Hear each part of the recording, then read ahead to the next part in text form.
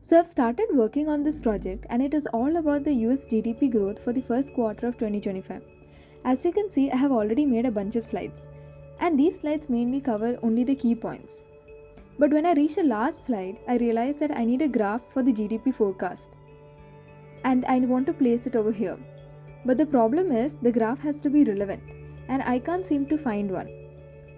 I'm really confused right now about what to do because finding a relevant graph is very difficult. Okay, so I'll type the query here.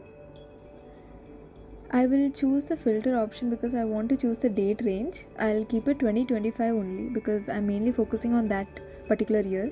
I'll apply the filters and click on visualize. Okay, so there's a lot of options here. Let me click on the first one. The chart is rated B and it seems to be a good chart. I can see the source here. Okay, let me click on the next one. Okay, the chart is rated B plus and this chart is also a good option actually.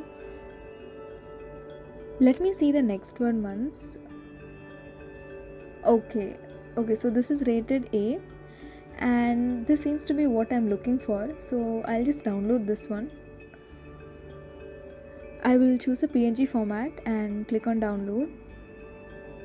So the downloading process has started. Okay, so the file has been downloaded now.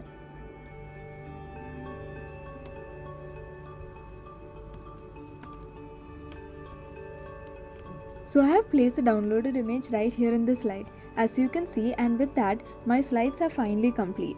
And yes, finally I have found the relevant graph I was looking for, which fits perfectly in my presentation and making it complete.